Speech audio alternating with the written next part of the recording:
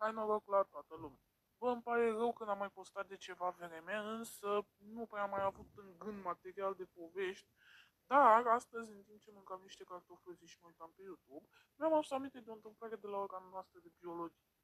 Trezesc eu într-o zi clasic la 7 dimineața, că pe ăsta și eu mă scol la 7 dimineața și îmi făceam ghiozdană, pentru că azi aveam până biologie, mate, opțional limba engleză, istorie și dirigenție. Aveam 6 ore în ziua aia, așa că joia e printre cele mai grele zile din săptămână.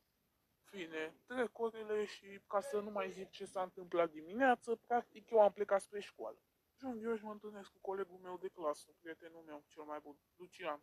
Bine, ce faci? Bine, tu? Bine, am venit și eu la școală.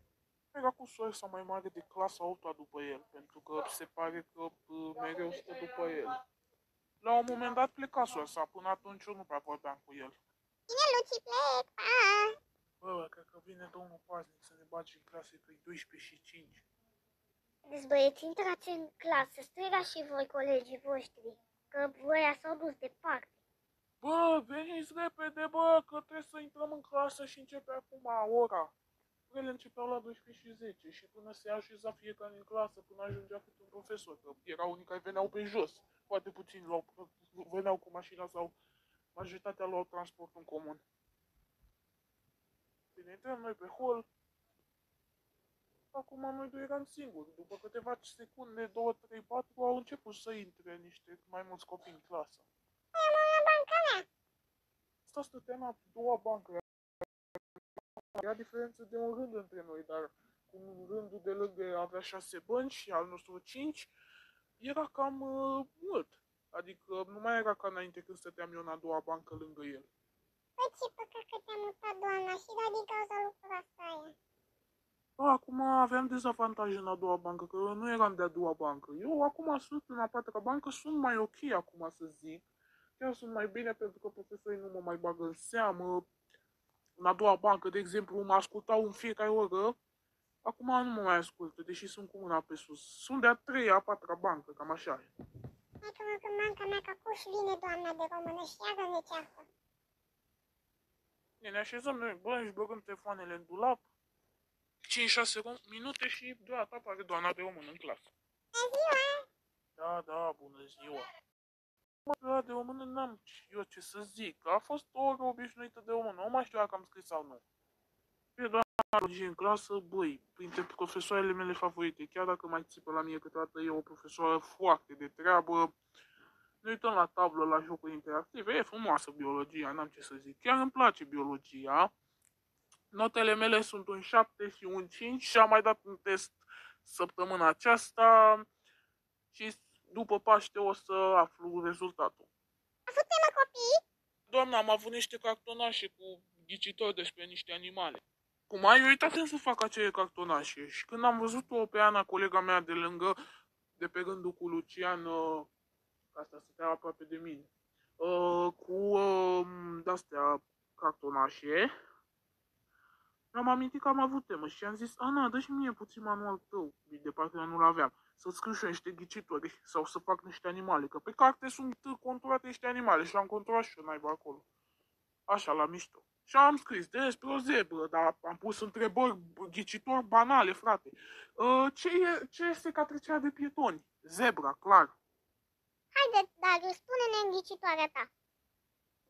Este ca trecerea de pietoni. Dă câțiva mâna, alege doamna și zice, clar, zebra. În un moment dat, cred că a pus pe cineva să mai citească și cred că nu era despre un peajen, cred că o pusese pe colega mea, Ana. Haide, Ana, spune-ne înghițitoarea ta, te rog. În fine, zice asta ghicitoarea și la un moment dat zicea unul, păianjă.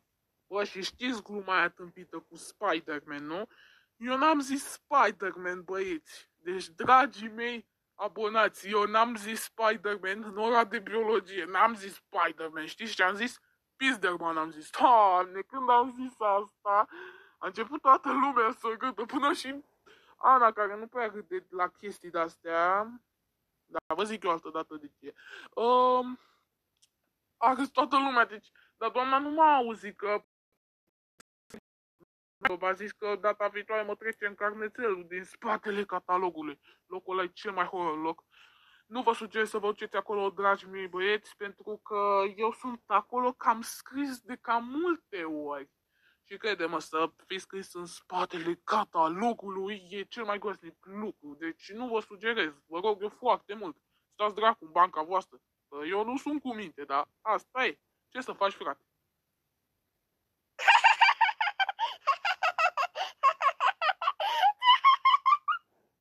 Marius, te rog, nu mai vorbi urât. Asta nu se vorbește urât, băi, băiatule, du-te la ușa cortului și jură, băi, doamne, am vrut să băiatule. zic Spider-Man, da, Spider-Man ca Spider-Man. Mă rog, băi, copile, că sunt de treabă și nu te trec în spatele caietului, da? Să știi că data viitoare, dacă te mai aud, te trec acolo. Bine, și vine pauza și mă duc la doamna și îmi cer scuze. Doamna, mă scuzați că am vorbit așa urât, vă rog frumos să mă scuzați.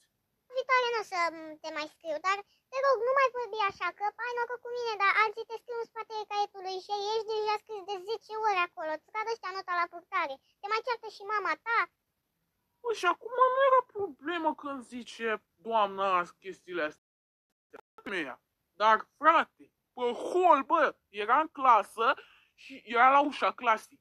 Bă, și îmi zicea cu voce tare și la vreo 5-6 săli de noi, departe oricum, cine credeți că se afla? Tân, tân, tân, biroul directoarei. Bă, și eu trecusem și era doamna director în birou și eu în capul meu, taci dracu din gură, așa eram eu în capul meu, taci dracu din gură.